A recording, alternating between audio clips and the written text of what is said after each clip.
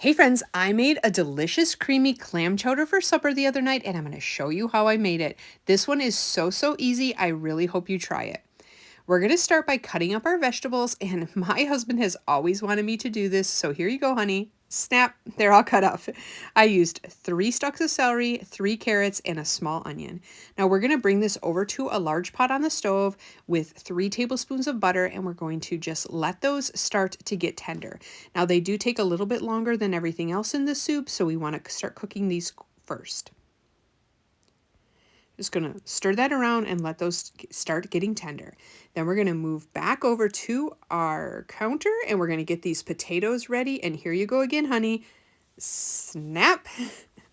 3 potatoes, peeled, cubed. Now back to our stove, we're going to add in 1 clove of garlic and 1/3 of a cup of flour. The flour is what's going to make this chowder thicker. But we got to make sure we cook it long enough, so you want to stir it in there for about 1 to 2 minutes or until that flour is nice and toasty and cooked all the way through. Then we're going to add in 2 cups of chicken broth. Just use your favorite chicken broth, and I just use a whisk to stir that all around to make sure none of the flour was clumpy or lumpy. And now from here, I did add 1 more cup of chicken broth. You could certainly add water if you don't like it so salty. And then we're just going to add in our potatoes, and these need to cook for about 10 minutes or until they are tender. And now for the whole year of 2023, I've been making a popular state food every week, and this was the state food for Massachusetts that I made quite a few weeks ago, but we loved it so much that now that the weather's getting colder, I just had to make it again. And now we're going to add in 3 cans of clams, but you want to keep that juice. You want to add that right to your chowder. It is so good. It's like salty, briny. It tastes like the sea. Don't throw that away. Use that in your chowder.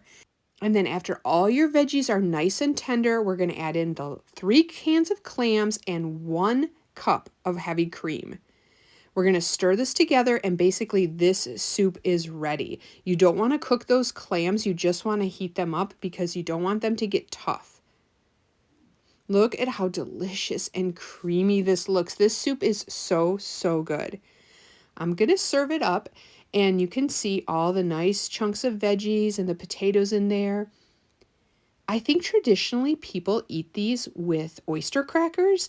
You could definitely eat them with some bread on the side, whatever you'd like. But if you want to be extra specially fun like I am, you could eat them with some goldfish crackers.